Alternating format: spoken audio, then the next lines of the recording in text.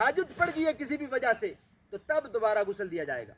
और जब भी गुस्ल दें तो आप आराम से गुस्ल दें अपने मैयत को, अपने जाने वाले को, और वही गुस्ल काफ़ी है, आप उसी पर कफन पहना सकते हैं। और ये जो हम दो गुस्ल पहले शुरू में हम दें और दूसरी बार जो गुस्ल देते हैं ये फालतू का गुस्ल है। अगर हाजत नहीं है, ज़रूरत नहीं है मैयत को, हम तकलीफ़ दे रहे हैं, मक्खी बैठती है तो परेशान होती है हमारी मैयत, तो बताओ कि जब गुस्ल देते वक्त दाएं बाएं करेंगे तो कितनी बड़ी तकलीफ हो। और दूसरी एक बड़ी बात, जनाजे में हम आए, हम क्या नीयत लेकर के आए? किसी को खुश करने के लिए नहीं, हम खुश करने आए हैं अल्लाह पाक को और अल्लाह के हबीब को खुश करने आए हैं। क्यों? सरकार दो आलम सल्लल्लाहु अलैहि वसल्लम ने फरमाया एक मोमिन के दूसरे मोमिन के ऊपर 5 हक हैं। उन हकों में से एक हक ये है कि जब उसकी मौत सुने तो उसके नमाज जनाजा में शरीक हो।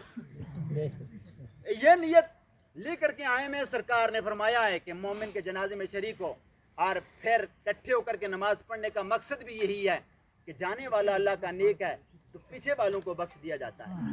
आपने सुना है एक कफन चोर कफन चोरी किया करता था। एक मर्तबा एक औरत ने देखा कि ये कफन चोर है, इलाके में मशहूर हो गया, तो उस औरत ने बुलाया, कहा तू कफन चोरता है, मुझे पता है, और तू उस कफन को चोर के करता क्या है? वो कहता है मैं उसको बेचता हूँ, 4 पैसे आ जाते हैं और वो पैसे में अपना गुजारा करता हूँ।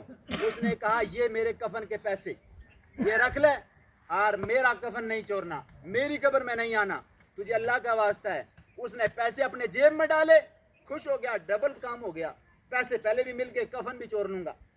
वो चला गया और जब देखा कि उस औरत की मौत होगी, वो औरत थी, उस औरत की मौत हो गई, उसने ताक लगाई, नमाज जनाजा में शरीक हुआ, और फिर जब दफन करके लोग चले गए, वो अंदर बढ़ा, कब्र खोदी, और अंदर जैसे ही हाथ डाला कफन को, इतने में उस औरत ज़ादी जो मैयत रखी हुई थी उसने उठ करके उसके हाथ को पकड़ लिया और कहा ताज्जुब है कि एक जन्नती दूसरे जन्नती का लिबास उतारता है, एक जन्नती दूसरे जन्नती का लिबास उतारता है, ताज्जुब है इसके ऊपर।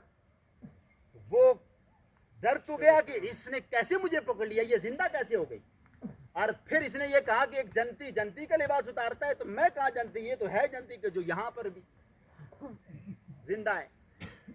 उसने कहा माफी, अब के बाद मैं ऐसा काम नहीं करूंगा, लेकिन ये बताओ कि आप तो जन्नती हो, तुम्हें अल्लाह ने ये बड़ा मकाम कैसे अता फरमाया? उसने कहा मैं कुरान पढ़ती थी, कुरान पढ़ाती थी। सरकार ने फरमाया खैरुकुम मन तअल्लमल कुरान व अल्लमा, तुम में अच्छा वो है जो कुरान पढ़े और कुरान पढ़ाए, कुरान पढ़े और पढ़ाए, अच्छा वो है। तो जरूरी नहीं है कि हम सारे मौलवियों सारे कुरान पढ़ाएं, लेकिन पढ़ तो सकते हैं ना।